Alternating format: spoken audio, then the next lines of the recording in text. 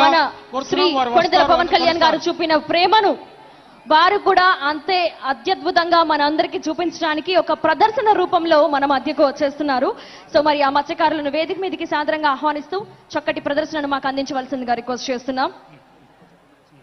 Thank you అండి. ఇప్పుడు మన వేదికని మన జన సైనికులని మన ఆవిర్భావ దినోత్సవాన్ని ఉద్దేశించి మన నాయకులు క్లుప్తంగా 2 నిమిషాలు మాత్రమే టైం తీసుకొని ప్రసంగించాల్సి కోరుచున్నాం. శ్రీ తుమ్మల బాబు గారు వారిని వచ్చి ప్రసంగించాల్సింది కోరుచున్నాం. తుమ్మల బాబు గారు Kakinada urban development authority chairman.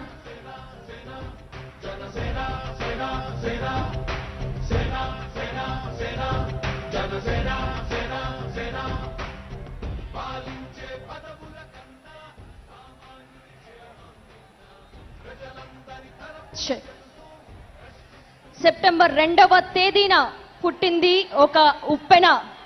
ఆ ఉప్పెనే ఉప్పొంగుతూ తుప్పుపట్టిన రాజకీయాల తప్పుల్ని తుడిచేస్తూ చల్లని నీటిగా మారి మనందరి దాహార్తిని తీరుస్తోంది. కొన్నిసార్లు రావడం లేటుగా వచ్చేమో, కానీ రావడం మాత్రం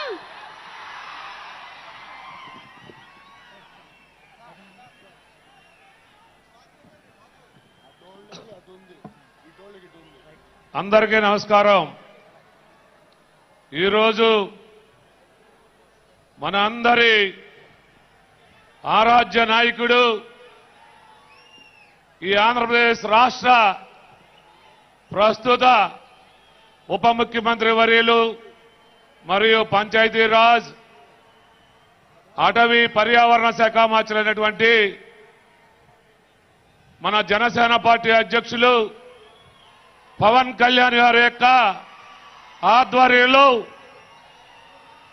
గత 11 సంవత్సరాలుగా ఈ ఆవిర్భావ సభలు జరుపుకుంటూ ఇది 12వ ఆవిర్భావ సభ జరుపుకుంటా ఉన్నాం. ఈ సభ పేరే జయకేతనం అనేటువంటిది నామకరణం చేసుకుని ఈరోజు మన పిఠాపురం నియోజకవర్గంలో మరి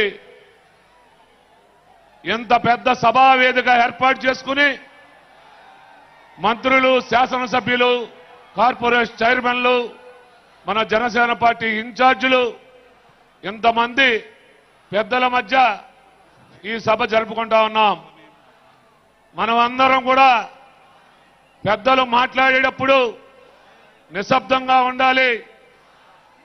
అలాగే గడిచిన 11 ఆవిర్భావ సభలు మన నాయకుడు పవన్ కళ్యాణ్ గారు జరిపితే ఏదైతే మొన్నటి వరకు జగన్మోహన్ రెడ్డి వైసీపీ పార్టీ ఉందో మన 11 ఆవిర్భావ సభలు జరుపుకునేసరికి 11 సీట్లకే పరిమితం చేశారు మన నాయకులు పవన్ కళ్యాణ్ గారు.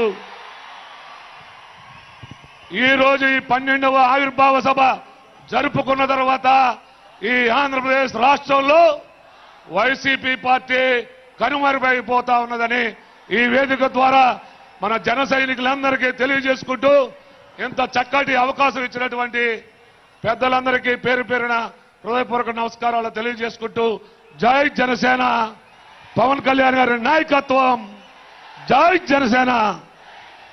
గౌరవనీయులు మన రాష్ట్ర ఎంఎస్ఎంఈ